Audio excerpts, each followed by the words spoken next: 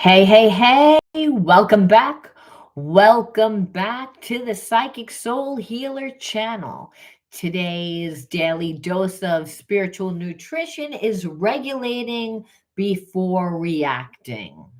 I wanted to do a blog on this because a lot of times our habits and our behaviorisms were built from when we lived in trauma, and this is the way that we wind up recreating the same undesirable life experiences. A lot of my clients and people on my other YouTube channels, which, by the way, if you are linked to a Virgo, Scorpio, or Gemini, might want to check out my other YouTube channels. Um, they wind up in very dysfunctional relationships, or they keep reliving the same undesirable life experiences, which is called a karmic loop. So when we continue to live the same undesirable life experiences over and over and over and over again, well, that means we're in a karmic loop and that we need to learn a spiritual lesson. And so we can break a relationship or get out of a job or have an undesirable experience end, but without actually embodying a new consciousness and seeing yourself differently, you haven't cleared the energy.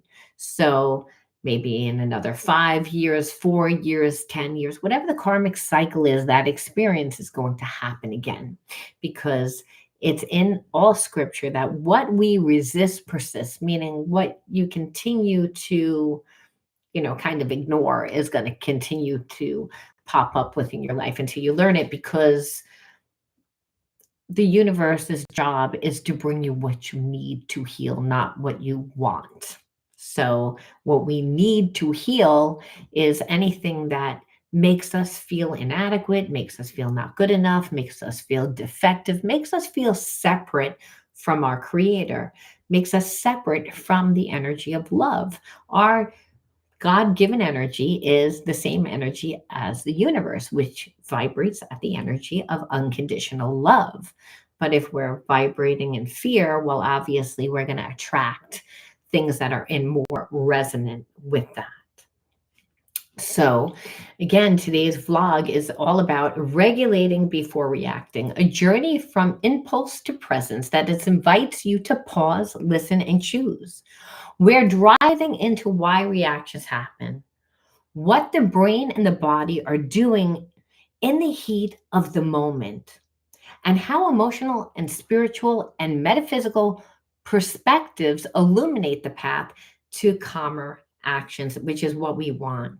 This isn't just psychology, it's holistic exploration that weaves together neuroscience, personal history, and transpersonal wisdom. This vlog will offer anchors, practical steps, reflective questions, and a sacred invitation to expand your sense of self beyond the immediate trigger per se, right? Now, why the reactions happen is rooted in history, biology, and memory. When something in our environment resonates with a past wound, whether it's from early attachment patterns, trauma, or a learned script from safety, the brain flips into a high alert state. See, we have a gland inside of our head called the amygdala, and its job is to sense out outside stimuli that corresponds with any energy that even reminds of us of any traumatic experience that we've gone through. It's the reptilian's mind is that logical analytical mind that wants to keep us safe, and our safety overrides everything. So when our brain flips into this high state alert, again, the amygdala, again, a tiny almond shaped structure deep in the limbic system, is activated, and it's the gateway to our quick survival orientated responses. Now, in moments of perceived threats, the amygdala sounds the alarm, and our body goes into fear, anger, or a jolting surge of heat, which rises up, and the body gears up for action. Our heart rate spikes, our breath shortens, our muscles become tense, and our mind becomes narrowed, focused on the source of the danger. It's not a personal failing, it's a survival mechanism designed to keep us safe and really alive. And the mind does not know the difference between physical safety or emotional safety, whether it's real or imagined. Now, on an internal level, the cascade begins with signals processing, sensory input, noise, a look, a tone gets filtered through history. If the signal matches a memory or danger, the amygdala sends a rapid cascade of neural messages. Now, the sympathetic nervous system, which is becomes unregulated and shoots out a lot of cortisol and adrenaline, course through the bloodstream, and then we experience a reptilian style impulse, such as the fight, flight, or freeze response.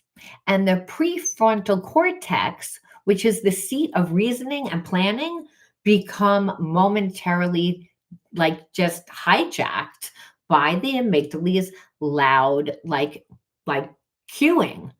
Now, this is because in the heat of the moment, we might blurt out something that we regret later or feel overwhelmed by a wave of emotions that just seem to come from out of nowhere. This is what happens like when our body like just goes into this state. So we can actually transport back to that original traumatic experience. Now, psychologically, the reaction is more than just a reflex, it's a narrative that we've actually internalized. Past traumas, attachments, injuries, and formative experiences have taught us how to read the world and respond to it. You've been conditioned due to the environment that you live in. You know, we all form habits and behaviorisms from the environment that we live in.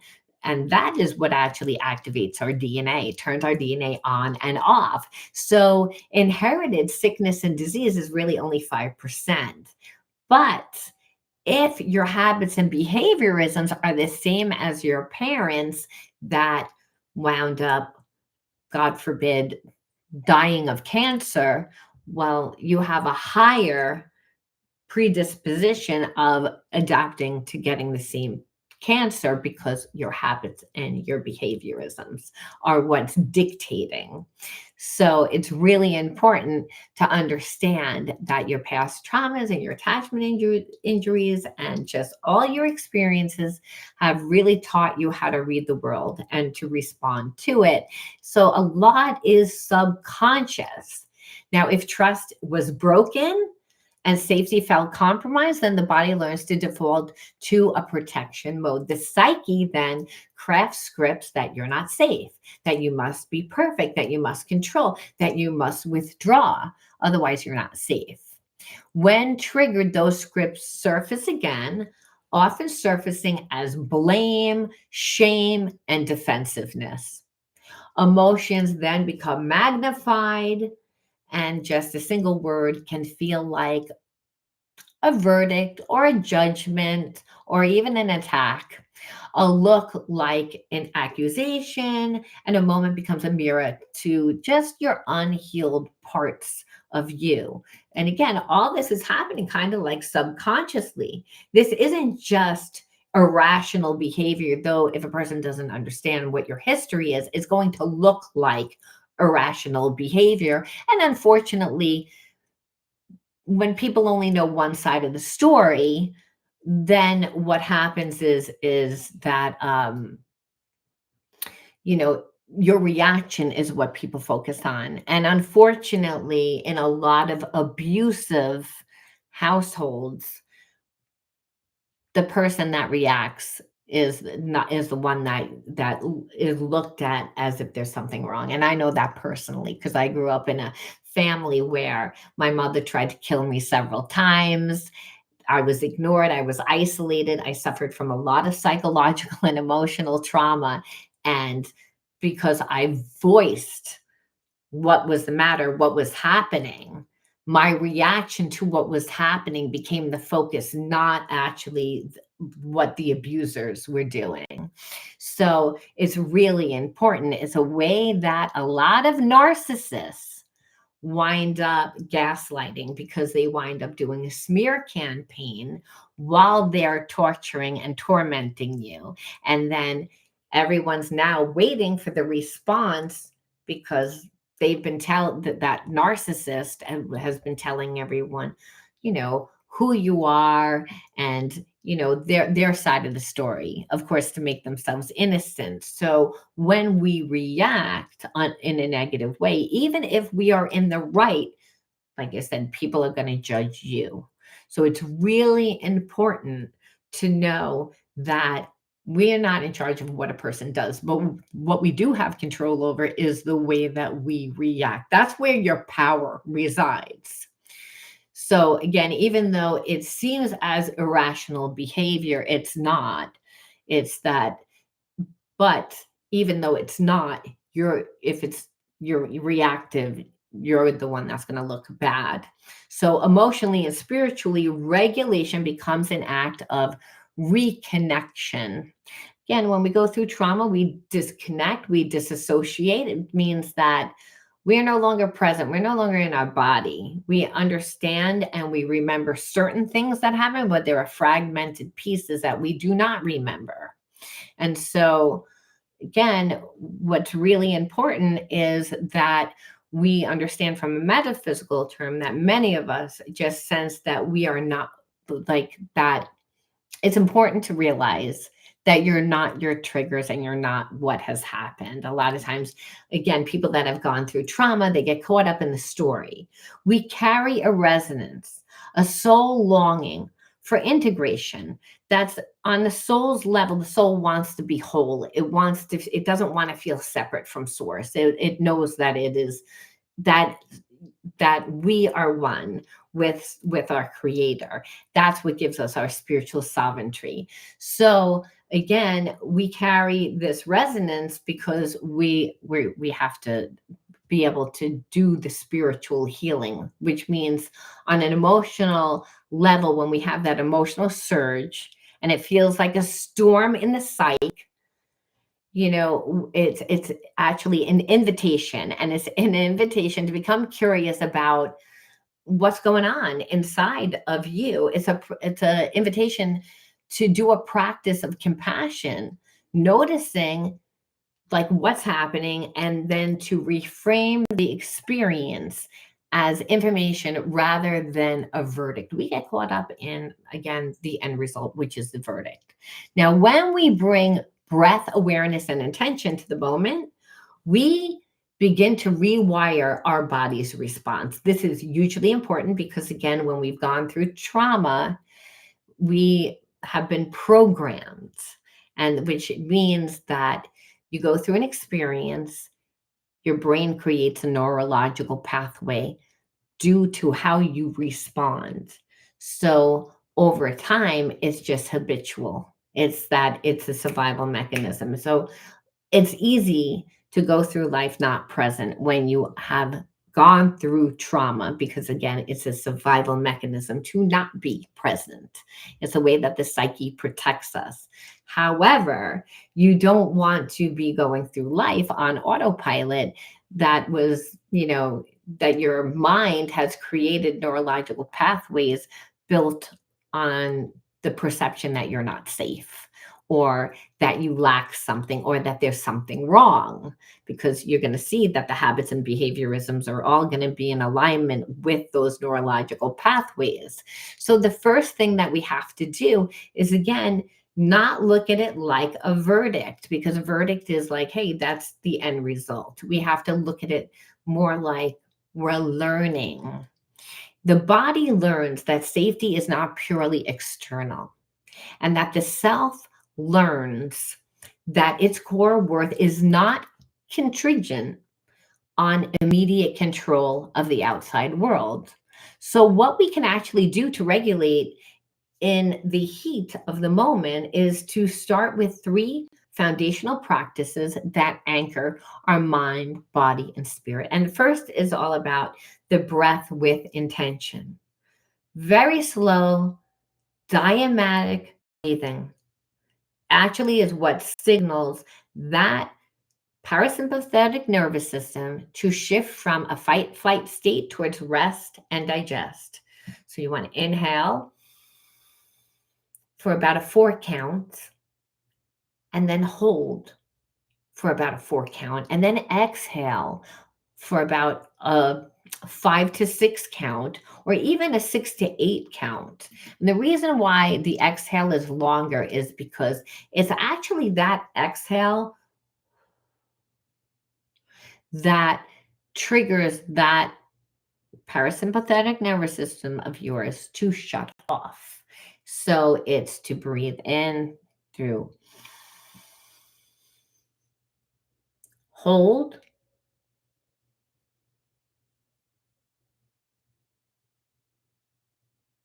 and then exhale. And we see when you're breathing in, you're feeling your abdomen extend out, like as if you just blew up a balloon. And when you are exhaling, what you're feeling is that diaphragm like pressing back into your back as to let out all the air that you have just filled with that deep belly breath. And so the the longer the exhale, the harder, but the more anxiety you have, the longer the exhale should be. So we always want to do the breath because it gets us back into the moment. When you notice when a person lives in survival mode and when they're living more from a past experience, they're not breathing. They're tensed and they're holding their energy inside. So it's really important, again, to be able to do this breath work and pair it with some gentle body check-ins. Notice where the tension is. Perhaps a knot is in your chest or a flutter in your stomach or a tight jaw. Name it without judgment and invite that breath to soften the area. You want to breathe into the area. So again, we'll do it one more time. This time we'll breathe in on a 5 count. We'll hold for a 6 count and we'll breathe out and exhale on an out 8 count. And I'm going to use my fingers because I can't breathe and count at the same time. All right. So in,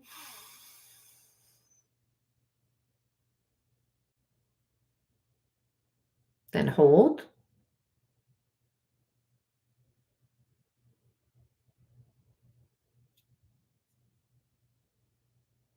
then exhale out.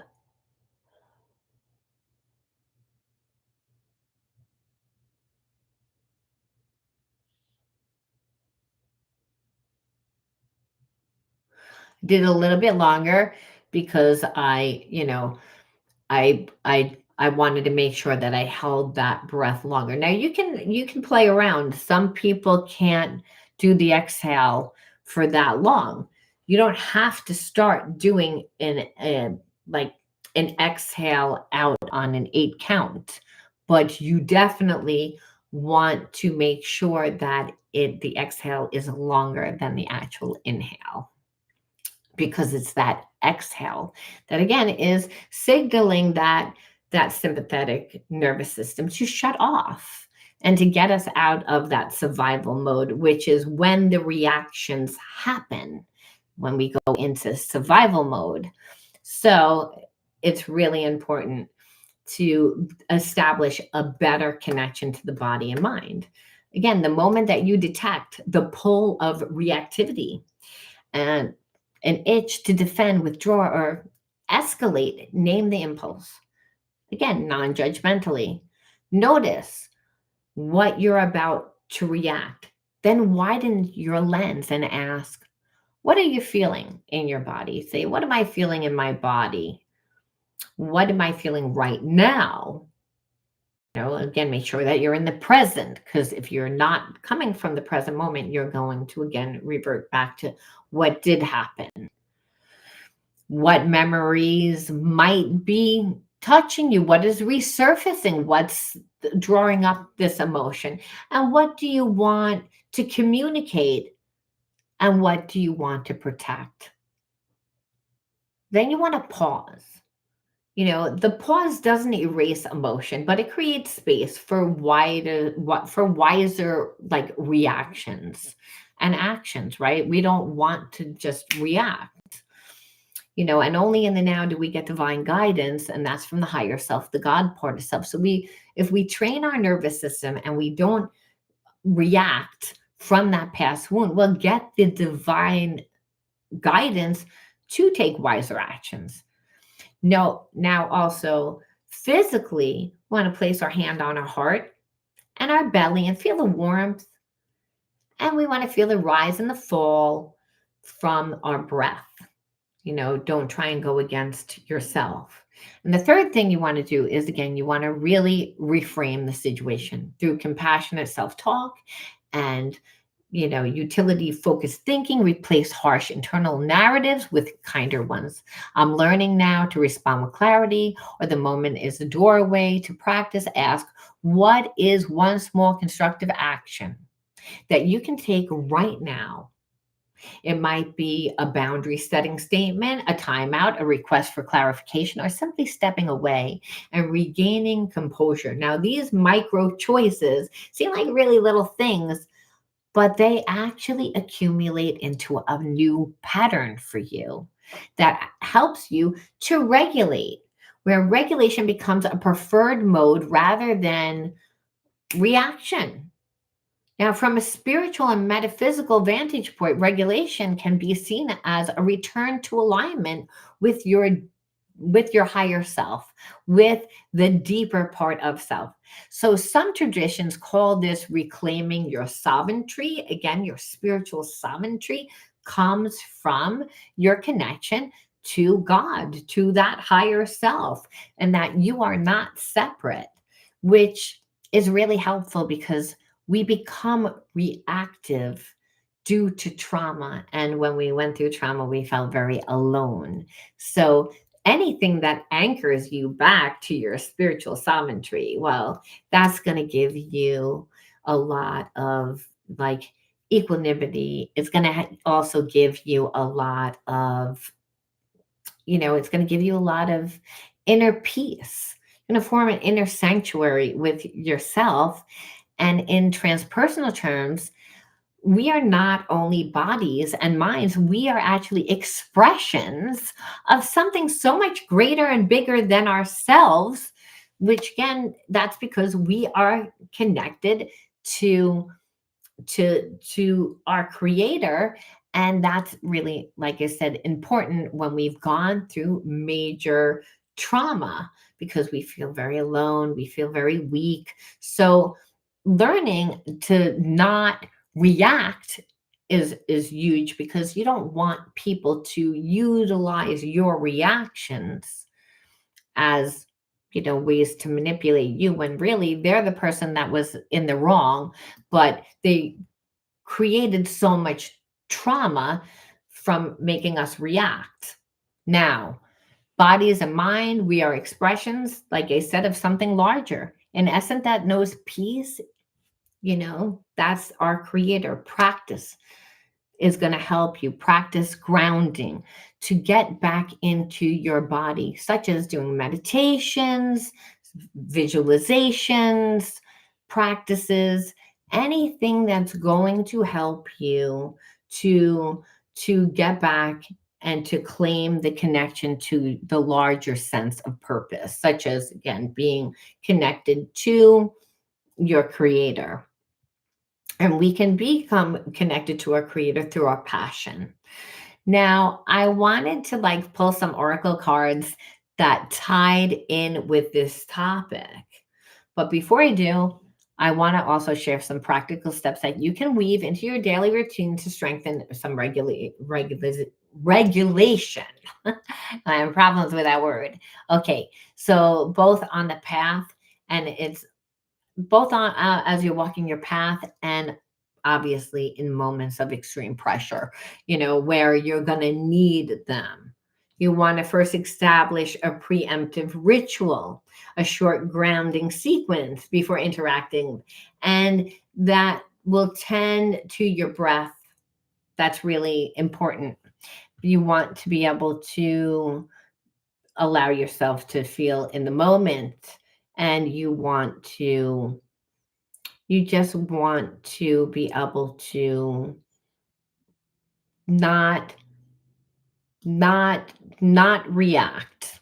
You want to be able to think before you react. And this is really important because everyone reacts different in trauma, but usually it's our reaction that makes things 1,000 times better.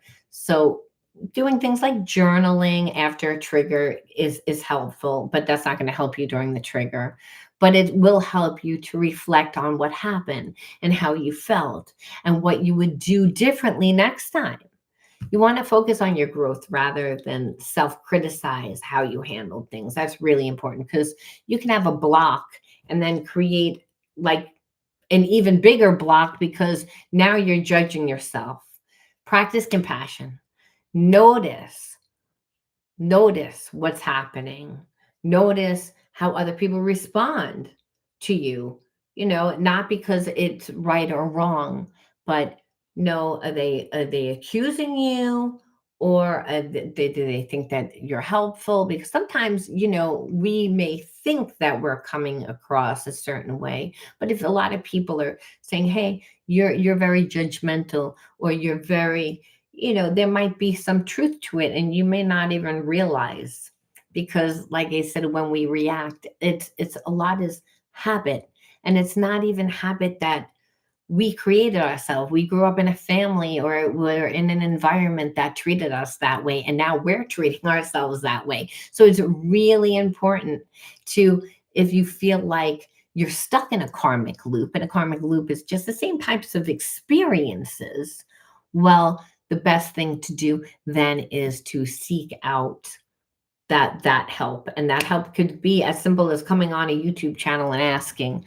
someone, because like I said, reacting to how a past life karmic treats you, how your parent treats you, to how somebody that doesn't treat you right has the potential to make you look bad, not because of what they did, but the focus now is on how you reacted.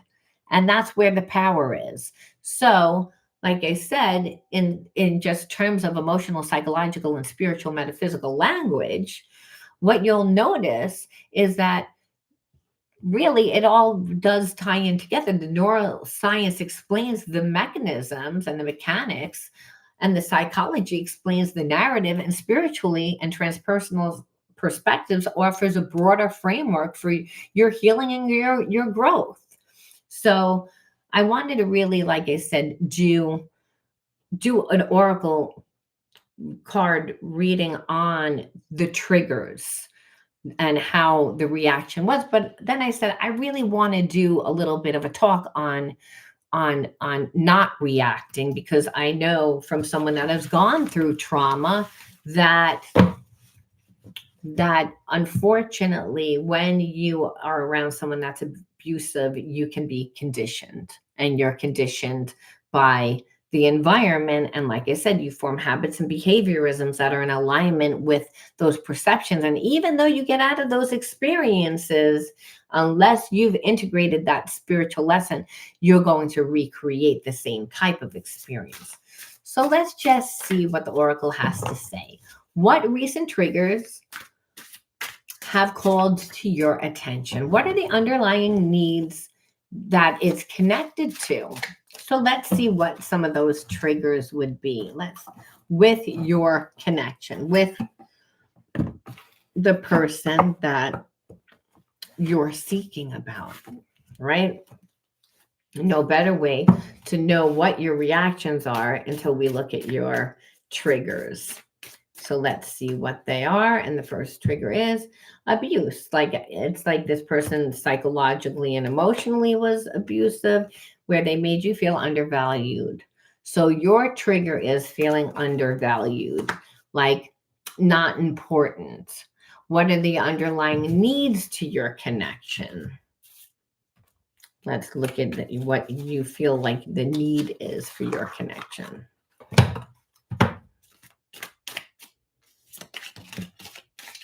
Well, that's kind of a lot that came out. So I'm not going to take 12 cards, but I will take I'll take two. The first one is discernment, which is huge. And then another one is relocation. So, what spirit is saying is what underlying need is to connect to this situation. And what that would be is discernment is like don't react. It's first that you have to check in with the higher self. The higher self is the God part of self that's going to give you discernment. It's going to tell you, and that it comes on randomly. There's a call to action after. It's not a thought and a reaction. What it is it's like you're really, it's saying think about it and think about it from all different directions. Tap into your heart, your head, and your gut. And look at it from a different, not just a different perception, but leave that experience. Sometimes we get so caught up in the story that we can't see anything but the story. So just changing your perception allows you to get different insight to help you to discern instead of just react. Now, what is one small concrete action that you can take to regulate and respond with clarity? Let's see. We'll pull three for this one. 1, 2, 3. And we're going to see what the oracle says. And right now, what it says is organize, sharing, and read. So what it says, what do we do right now? So part of that is to what is true. Why did I lose that? Well, anyway, it's saying to really to educate yourself. Number one, a lot of times we don't understand what's happening. So to do shadow work, but then it's like organizing your thoughts, and that would be to journal. Like to go deep is to journal and then to share to like a lot of times people have gone through trauma again by themselves. They've bottled up their feelings. They feel alone. So when we do something completely different, we get a different response. And if we went through trauma, like feeling alone, and then, like I said, to have the support is really therapeutic. Now you can say, where is the body? Where in your body do you feel the surge right now? And so you can just tap into your body and sense usually where you're going to feel it. You're going to feel it in the gut. You're going to feel it in your jaw. You're going to feel it. And why that's important is because whenever we have tension in our body, it makes it really difficult for the energy to circulate, to bring oxygen and the nutrition to our cells and organ tissues, right? Because the prana is chi, is spirit. Spirit's ubiquitous. Its job is to flow through us, to work through us. But if we're so, you know, tense and we have so many like blocks, and that blocks are felt as tension in the body, well, again, the best way is to scan your body and then also breathe into those tight spaces in your body, like I said earlier, within the vlog part of this. Now, if you could speak one compassionate truth to yourself in the moment, what would it be? Because remember, you want to reframe. You don't want to be beating yourself up, and you don't want to be stuck in a mindset of limitation or disliking yourself, again, which a lot of times our blocks can give us that feeling. So what would be the compassionate words? Spirit saying, well, it's a clear family karma.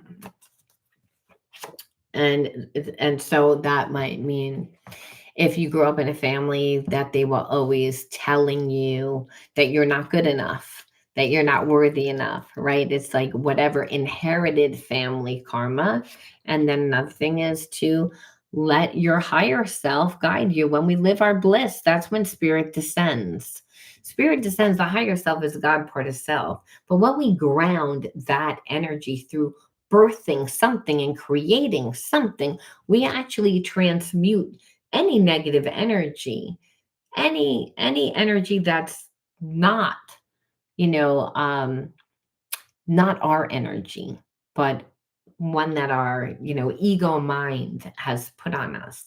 So again, we can't go back in time to erase what has happened. However, we can create a new life from, the life that we have through not just grounding, but through our own gift of style.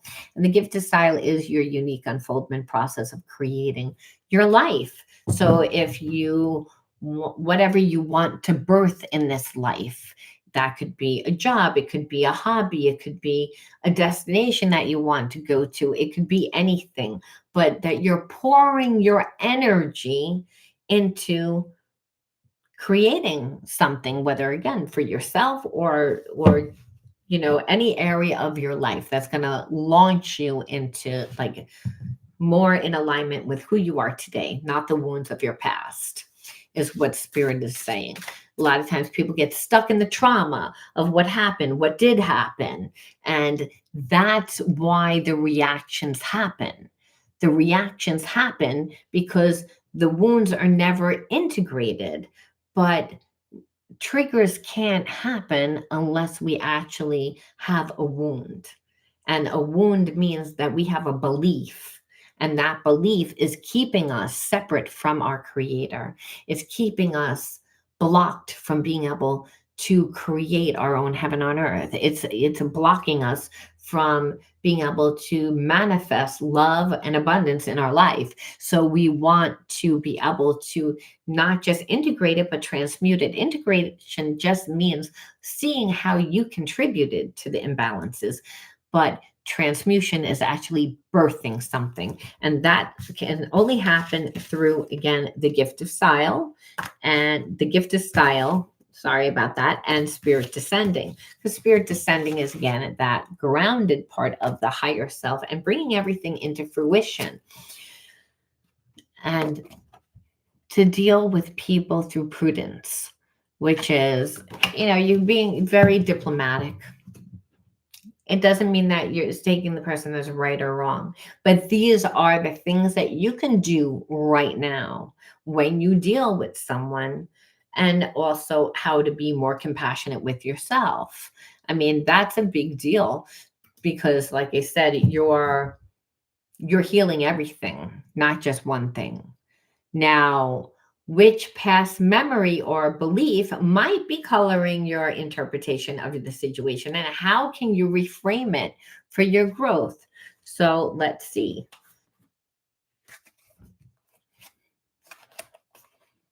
So it's again having to do with money, having to do with abundance.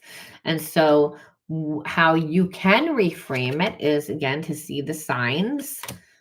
Again, we can see the signs when we're interactive in life and we're seeing how things are going. When things are not going in our best interest, intuitively, we always get noticed. We always notice rather. So you have to be really grounded. That's number one. Number two, it's you have to focus on your strengths, not your weaknesses.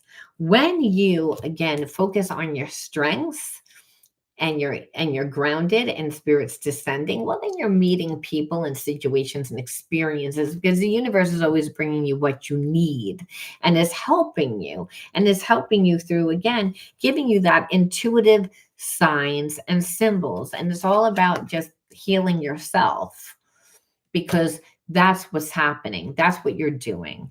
So what you could do to actually like create more boundary setting, and how you can articulate it with calm authority, would again be a leader. Be like, act as a leader. You're the leader of your own life. Don't play games. Listen to when other people talk. Like it's not just about you blurting about what your needs are, but it's about actually having a conversation, is what spirit is saying. And it's about, sometimes we have to teach a person. But if you're acting like a leader in your own life, people are going to follow suit. People treat you the way that you treat yourself. And a lot of times people treat you the way that you react. And you may say, I didn't even react. If you react emotionally, if you act sad or happy or upset, that's huge in karmic relationships, that people that are karmics love to use your emotions against you. Also, narcissistic parents do, so we've all gone through and have had people in our lives try to get a reaction out of us to make us look a certain way so that they can shade and create the illusion that they want to create about who we are. However, at the end of the day, it's up to us. So we can do things like the breath work, doing things like yoga, body mind work, is which helps you connect to the body, and the breath is what we can do to get back into the moment. And it's all about creating yourself. Spirit said once you create yourself, you fulfill like whatever that need was, whatever the wound was, that trigger was. Once a person like tries to trigger you again, well, you're not the same person. You're not going to see yourself the same way. So you're not going to react the same way. So it's again, you're reconditioning yourself to not react is a lot easier than you think. You just have to slow down. So you can do like these oracle card prompts yourself, when you want to check in with yourself. We should check in with ourselves regularly. That's just taking time out every morning or at once a week at least, to journal and to do some self reflection so that you can really regulate and respond with clarity with certain things within your life. Because, like I said, the only power people have is the one that they can use your energy against you, and that's when you react. So that's why I wanted to do a little vlog today on it. So with just a few oracle questions, but just a little tidbit for those of you that have suffered from reacting. Like I said, reacting is a manifestation that happens when we've gone through trauma. And the issue is we wind up recreating the same experiences because people then perceive us the same exact way, mainly because of what we've shown them. So it's really important to do something with that energy. I'm going to leave that there. If there's any topic on healing the effects of trauma, please leave it in the description box because I would love to do a topic for you. And until next time, be true to you. I'll talk to you soon. Bye bye.